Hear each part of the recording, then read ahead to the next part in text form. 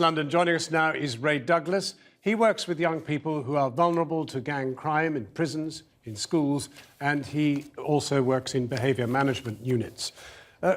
Ray Douglas, obviously we can talk about knives, we can talk about the victims, but you would rather talk about poverty, deprivation, austerity.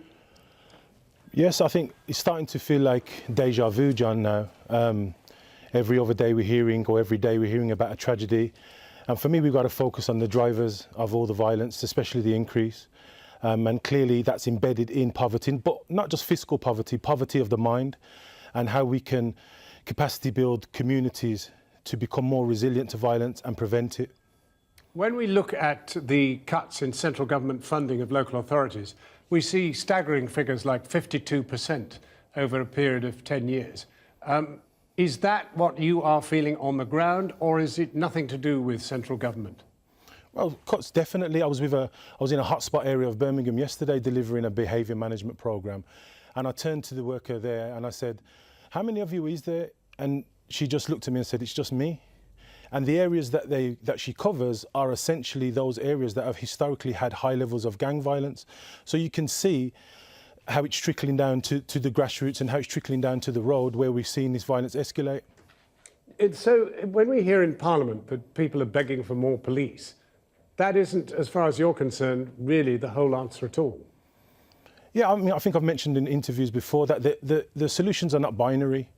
So although, you know, the police will always do what the police do, and the Section 60s and the visibility will increase, we're talking about what's the long-term strategy, so we're not here every 3 months with a tragedy. So every sector organisation has a lane, and what we're saying is that we have to capacity build all those organisations so they can have a more impactful response. You hear it all the time, John, police saying they can't arrest their way out of knife crime, and today another tragedy, you know, shows that. But when you talk about sort of behavioural centres and the rest of it, and indeed more resources in these very deprived areas, how do you, in fact, pull back a group of people who are really wandering around aimlessly, but together, sometimes with knives in their pockets, sometimes prepared to act? It's a long way between a day centre and somebody on the street with a knife. Well, I think that's interesting you say that, because youth work is not about pool and table tennis.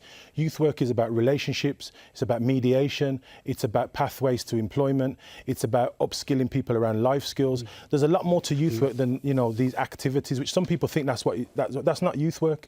Youth work's deeper and wider. In this country, you know, it was one of the leaders in the world around youth work. So what you can see now is the removal of it to the tune of £300 million, what it's causing. If the people who were being stabbed were actually from a higher class, would we be dealing with this in a different way? You know, I think it's disingenuous to racialise knife crime in the sense of... I was classicising it. Classicising, but classicising does equate, in long term, equates to that conversation about race. We can't, you know, they're not two different things. You see the commonalities. I think what I'm saying is, for those young people who have passed away, I think it's disingenuous of us to racialise and classicise. I think we've got to see all life as valuable. And yes, there's conversations to be had around class. I agree with that. But what we're seeing now, as I assume you're alluding to, the increase in violence amongst more leafy suburbs, this was spoken about many, many years ago from academics, practitioners. No one that I work with is surprised.